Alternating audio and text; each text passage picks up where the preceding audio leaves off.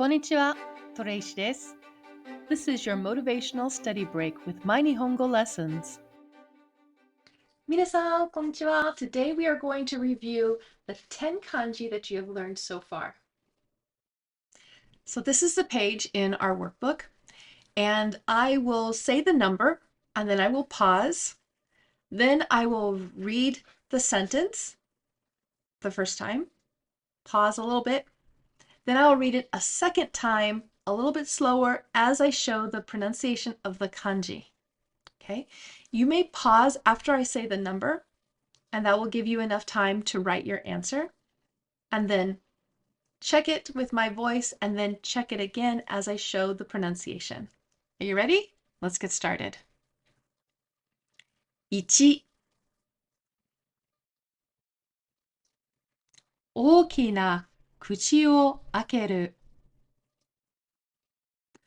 大きな口を開ける。2、山に木を植える。山に木を植える。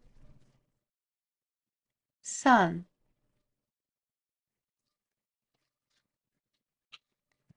小さな火が見える。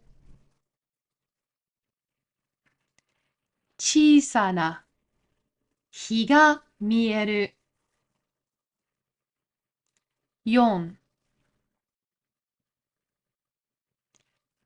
手を口に当てる。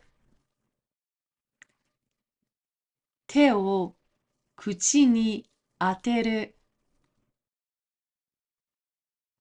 5、山の上に月が出た。山の上に月が出た。6、田んぼで火を焚く。田んぼで火を焚く。7、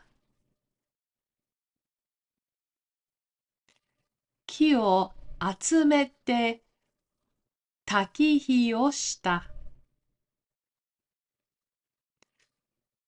木を集めて焚き火をした。8、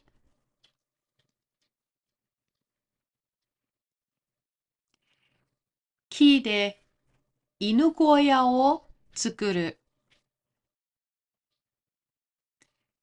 木で犬小屋を作る。9、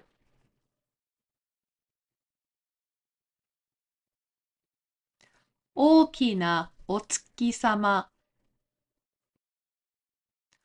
大きなお月様。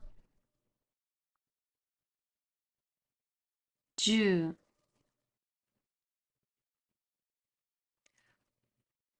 大きな手袋。大きな手袋。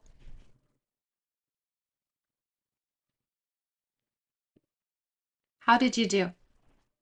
Okay. One way to practice these sentences would be to write them out completely with the kanji, but not the hiragana above them. Also consider writing other sentences in the same pattern, but maybe choosing different words, or maybe see if you can write some other words using these kanji and the words that you learned from session 1 and 3. Okay, I'll see you next week. またね。皆さん、よくできました。Join me on Patreon for new lessons every week, downloadable resources, and live study support. And a special thank you to all of my Patreon supporters. ありがとうございます。Please like this video and subscribe to my channel so you won't miss another Marugoto goal. And please share this with a friend, because studying a language is always better with a buddy. またね!